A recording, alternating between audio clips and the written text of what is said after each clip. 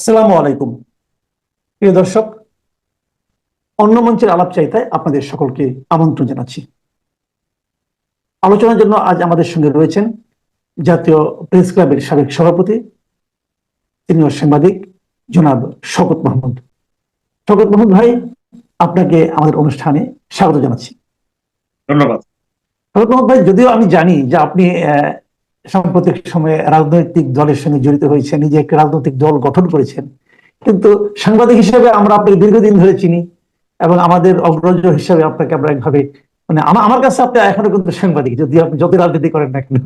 এবং প্রেস ক্লাবের আপনি সভাপতি ছিলেন, দীর্ঘদিন সাধারণ সম্পাদক ছিলেন, সেই হিসেবে ওই পরিচয়টি আমি প্রথমে এই জন্য দিলাম। প্রিয় দর্শক, আপনারা জানবেন শওকত মাহমুদ ভাই কিন্তু ইতিমধ্যে জনতা পার্টি বাংলাদেশ নামে একটা নতুন পলিটিক্যাল পার্টি ওপেন করেছেন ওনারা। উনি সেই পলিটিক্যাল পার্টির মহাসচিব এবং জনাব ইলিয়াস কাঞ্চন খুবই সুপরিচিত একজন ব্যক্তি, তিনি ওই পার্টির সভাপতি। যাক, শওকত মাহমুদ ভাই, আমি আপনার আলোচনায় আসি। যে কথা আমি শুরু করতে চাই, আপনি লক্ষ্য করবেন গত কয়েকদিন ধরে দেশের রাজনীতিতে একটা বিষয় খুব আলোচিত হচ্ছে।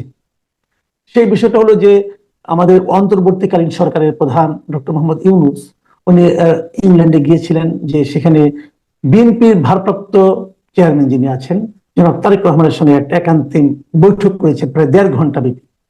1.5 ঘন্টা ব্যাপী বৈঠকের পর আমরা একটা যৌথ ঘোষণা পেয়েছি, যৌথ বিবৃতি পেয়েছি, ছোট একটা বিবৃতি। সেখানে কেবলমাত্র নির্বাচনের বিষয়টাই কিন্তু এসেছে, যে নির্বাচনটা যদিও ডক্টর ইউনূস আগে এপ্রিলে দিয়েছিলেন, সেটাকে যদি অন্যান্য অনেকগুলো কাজ করা যায় ঠিকঠাক মতো, তাহলে হয়তো উনি সেটাকে রমজানের 1 সপ্তাহ আগেও আনতে পারেন।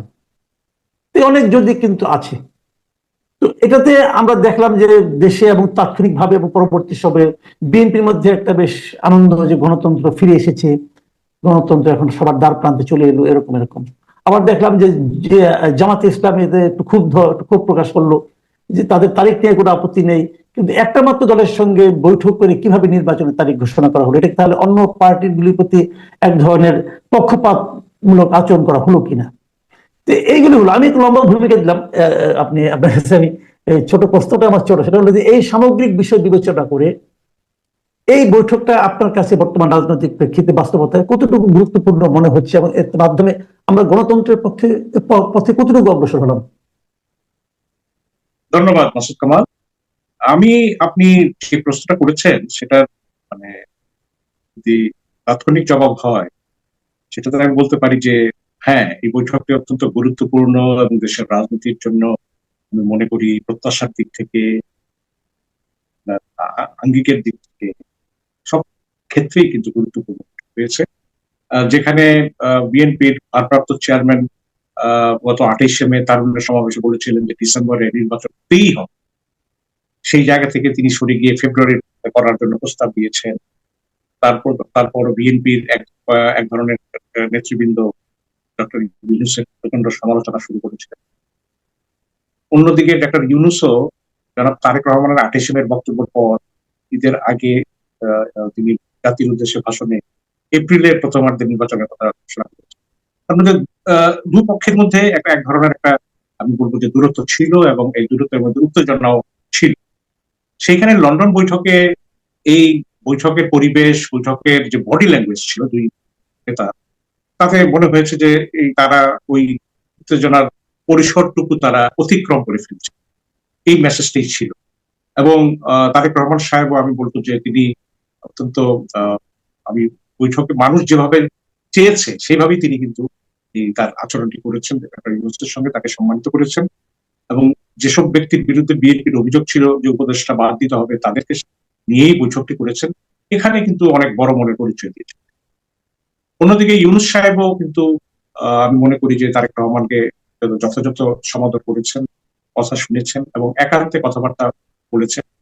বিএনপির পক্ষে গেইন হলো যে অবশেষে নির্বাচনের রোডম্যাপটা বিএনপি আদায় করতে পেরেছেন একটা ইউনূসের কাছ থেকে, যে ফেব্রুয়ারিতে নির্বাচন করবে। এবং এই বৈঠকের পরপর যদিও যৌথ বিবৃতিতে পরিষ্কার ছিল না যে ফেব্রুয়ারিতেই নির্বাচন হচ্ছে, কিন্তু বিএনপি মহাসচিব ঢাকায় বসে বিবৃতি দিলেন যে ইউনূস তারেক বৈঠকে একমত যে তারা ফেব্রুয়ারিতে নির্বাচন।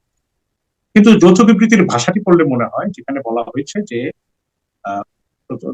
প্রধান উপদেষ্টার ভাষণের কথা বলা হয়েছে, যেখানে তিনি এপ্রিলে প্রথমার্ধে নির্বাচনের কথা বলেছেন, সেই রেফারেন্সটি এনে বলা হয়েছে তবে যদি সংস্কার এবং বিচার প্রক্রিয়ার পর্যাপ্ত অগ্রগতি সাধিত, পর্যাপ্ত অগ্রগতি, পর্যাপ্ত শব্দটা অনেকটাই আমি বলবো যে এটা খুব একটা কৌশলী শব্দ।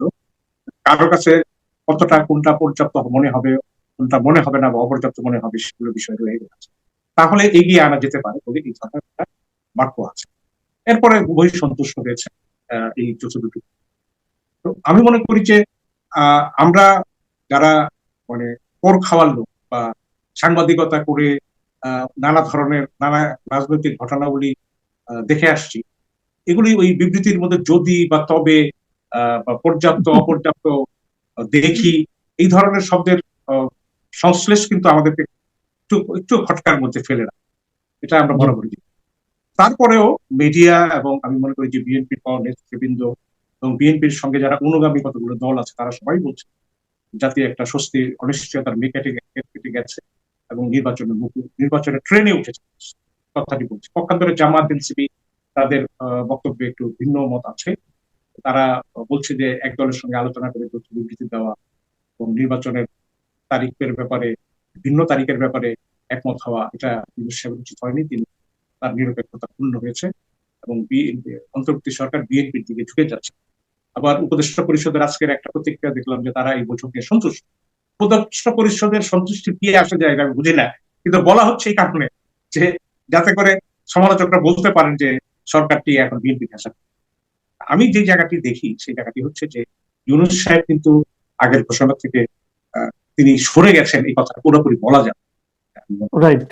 ইউনূস সাহেব যে ফেব্রুয়ারিতে নির্বাচন দিয়ে দিবেন বলা হয় মিডিয়ার চাপে হোক বা আন্দোলনের রাজনৈতিক দলগুলোর চাপে তিনি ফেব্রুয়ারিতে নির্বাচন আনবেন পরের ব্যাপার। তারপর এই নির্বাচনে যারা আরো স্টেক হোল্ডার আছে, পলিটিক্যাল স্টেক হোল্ডার, সেই স্টেক হোল্ডারদের সঙ্গে তিনি নিশ্চয়ই ফিরে এসে কথাবার্তা বলা শুরু করেছেন এবং তারা কি বলছেন সেটাও তাকে কানে নিতে হবে। ইউনূস সাহেব এখন কোনো মতে একটা সনদ দিয়ে